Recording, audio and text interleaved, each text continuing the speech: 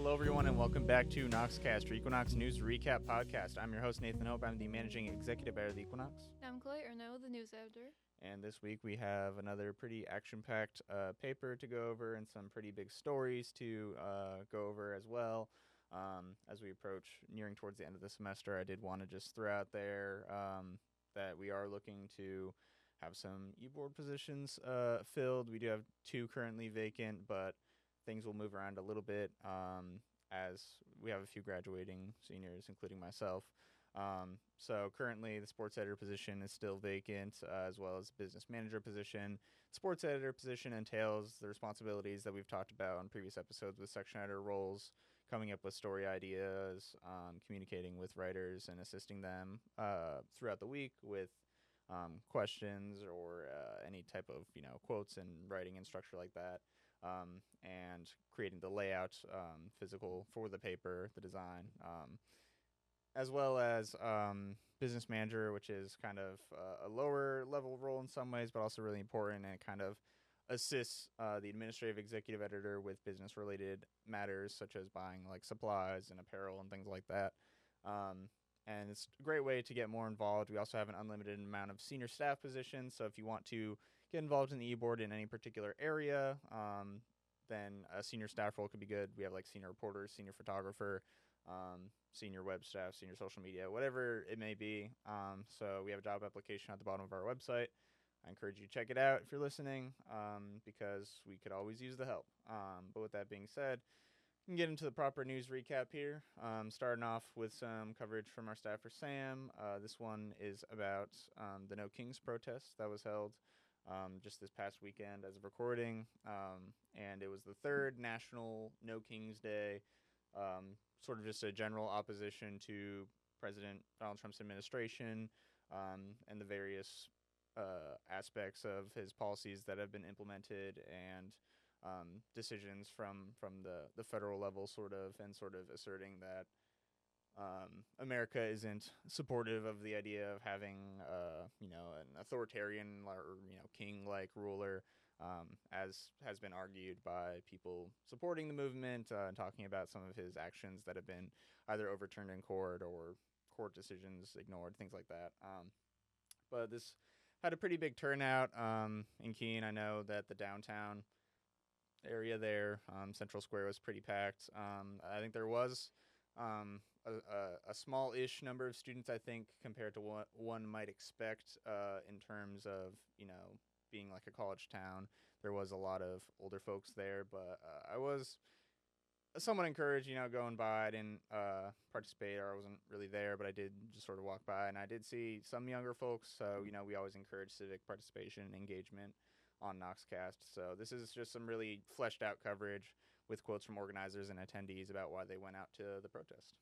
Yeah, and I think it was wonderful to see how many people Sam just got to talk to, the different organizations, different members, and just event attendees in general. I agree it was a bit surprising to see that it was mostly an older crowd. I did expect to be a few more students at the very least, but I think it's also nice to see older folks turning out like that for these kind of events and enjoying themselves and standing up to make a change. Right, and we also had some amazing pictures from, on the note of senior staff, our senior photographer, Skylar. So really kind of illustrates how many people were there, and I think creates just really striking visuals whenever we can get solid protest photos. It just immediately makes you know what's going on, know what is being advocated for, and so really good stuff there all around. But we can move on to the region and state top story, which is another Keene State-centric story, actually. And this comes to us from the Sentinel's Rick Green, and it's about the changes that we've talked about before that are kind of just in the works with the potential 3-school model, with there being like professional programs, and then like STEM science programs, things like that, and then like more arts-centered programs in sort of 3 different schools like Keene State previously had a decade ago or farther back than that. It went from 3 schools to 2 schools to just 1 school in college, and then so now it's going to be back to that 3 schools potentially. It hasn't happened yet officially, but it is definitely the direction that things are going. And this article in particular covered a little bit of the event where Burks and Vice President for Finance and Administration Natalie Howder sort of gave like a talk with Keene State Community Support Group and sort of gave the rundown of their plans, which, again, we've also covered in the past. But this is kind of just Burks stumping for why he thinks this is a good decision, particularly amid falling enrollment, which was also partly expected because of the demographic decline. There was less children born in like 2008 because of like the economic recession back then. And so we're kind of seeing the effects of that play out with this upcoming class of first-year students, and it's a very competitive market. So this is Burks's sort of way of saying, if we do something differently like this, it's going to highlight those programs in other areas that maybe aren't as prominent in some of the marketing materials already.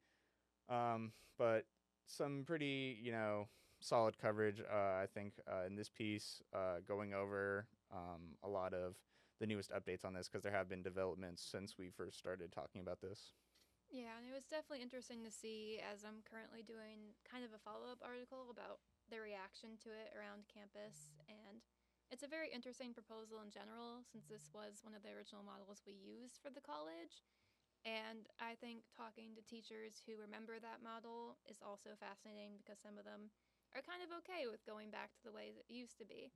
And students are a bit more open-ended about it than I thought they'd be. They're just looking to see how it's going to go forward in the future and kind of open to the change in general. Yeah, in some ways, I don't think it particularly impacts the student experience as much as one might think. It's more of kind of not necessarily an administrative, purely decision, but one that kind of is more affected on, the faculty side of things when you talk about working now more closely with other departments that maybe you weren't previously because you're part of the same, like, quote unquote, school. And we still have, details to iron out, it seems like, in terms of what that would look like in practice. But I think the idea itself isn't a terrible one. I think we've expressed skepticism just because it is something that was previously tried and kind of was reduced back down to one school in college because of those administrative costs of having, any additional deans. But it's kind of to be determined.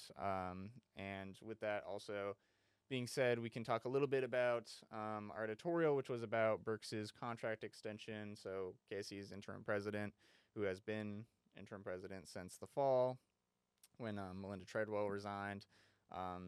His contract was going to end at the end of June and of this year, and then it has now been extended to June of next year. So there will be a board of trustees meeting June 2027, and things will play out more there, it seems. But as of right now, he will continue being president of both Keene State and Plymouth State until that date. And so there's kind of a lot of different thoughts about that. The editorial, we kind of stressed that it's not necessarily about Burks as a person or as a leader. It's more about just sort of the feasibility of, overseeing two institutions at once that aren't particularly geographically close to one another. Some of the things that have happened with, reduced administrators and staff where it's kind of de facto non-transparency issues because there's less people to answer emails, to set up interviews. There's less, open time for people to talk with us. So that makes it harder, not just with us, but with the Sentinel and any other publication. So there's a lot of concerns across the board when you talk about how closely everyone is sort of working together because, on paper that does sound like a good idea, and it has been something that they've focused on a lot to reduce costs. But we're kind of at a position now where there's a real question about whether this whole dual presidency thing has really been working. Yeah, and we are, of course, understanding of how hard it is to manage two institutions, but it is very disheartening to not have a president at our commencement ceremony. And we spoke to that a bit as well about how he will be at Plymouth State for their commencement ceremony, but not for ours, which kind of speaks for itself in that kind of way. And it's just, you feel the absence on campus. You see the Hale building nearly completely empty, the president's office closed off. It's sad, especially considering how just prevalent on campus Melinda was prior to this. And we do kind of miss that in a way. Just having a very active president who was communicating with students and who was always there.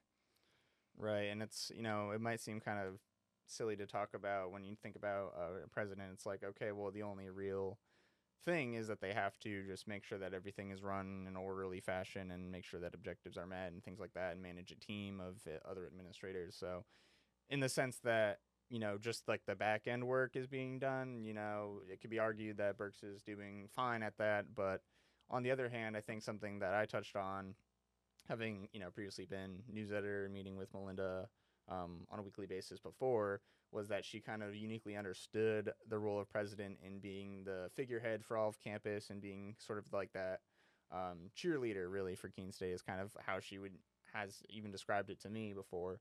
And showing up at these student organization events, department events, showing up at sporting events, and really supporting the college in various different things that students are doing, going to, like, academic showcases, things like that. And it's just not as possible or feasible for one person to be in two places at once. And again, it's not necessarily a problem with just Burks as a person. It's I think anyone would struggle with a dual presidency role. And those are the real questions that we have to ask, especially when we kind of touched on how, Plymouth isn't necessarily a direct one-to-one comparison in terms of being a competitor. They have other programs that are more strong than ours. We have other programs that are strong that they don't have. But at the same time, it kind of is. We're trying to compete and succeed in a very competitive market. And we have someone that sort of now has to advocate for both sides of the equation when it comes to these two institutions. So I think that also presents conflicts and other problems. Yeah, and I think we were definitely reinforcing that it wasn't a criticism of Burks as a person. It was more so just a criticism of a lack of a president on campus and a lack of that kind of feeling of community that Melinda brought here. And I think it's been openly expressed how much we do miss that, and we miss that from her. And as news editor, I do remember meeting with her personally, and not having that is kind of sad. It was nice to be able to directly communicate with the president every other week, and we just don't have that anymore. Yeah, and then I think the other thing to touch on too is that talking about this decision from the Board of Trustees in particular, given the options that I think they would consider, it wasn't a horrible option. I'm not really sure what else they could have done, if they would have had someone from the system office come in on some sort of interim basis, or if they would have had some other patchwork solution. But given sort of the timeline of things, and given that the June Board of Trustees meeting was seemingly fast approaching, that's how it kind of felt, at least. And that uncertainty of not knowing what's going to happen in June. Now that that's at least alleviated for another year, it feels like kind of a band-aid solution, or kind of just a way to buy us some time while we try to work through the next the next state budget, and trying to regain some of that funding we lost, which is the basis of all the number of problems. So I guess to be determined how the rest of Burks' tenure will be played out. We had some coverage in news, like Chloe said. We're going to have some more coverage this upcoming week about it, because it's going to affect students. It's going to affect faculty, staff, whoever it may be. And so that's kind of the basis of a lot of our coverage going forward. So do stay tuned with that. But with that being said, we can move on to our top story in student life. On a little bit of a brighter note, we have some coverage of the Multicultural Showcase from our staffer, Tammy. So this is an annual event. I think it's in its third year that the Global Cultural Club puts on, where it's sort of just their club members displaying some sort of performance from their culture, usually some sort of like dance oriented or very like visual thing that people can see, or some music related thing.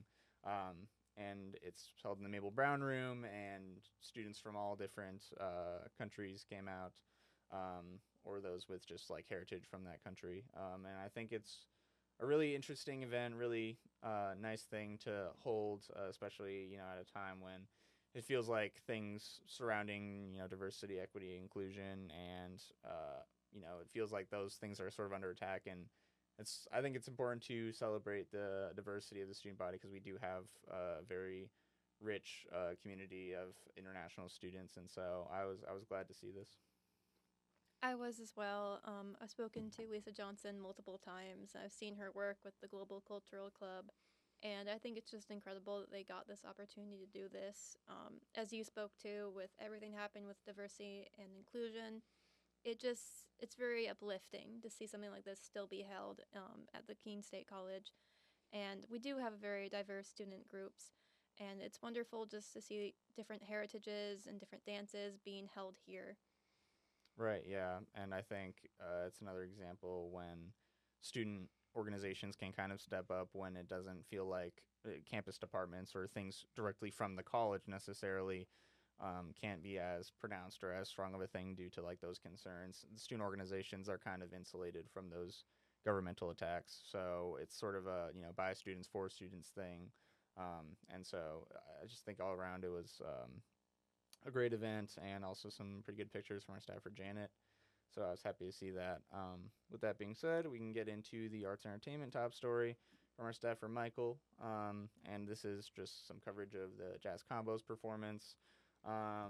Nothing like too different and like wild out of this world.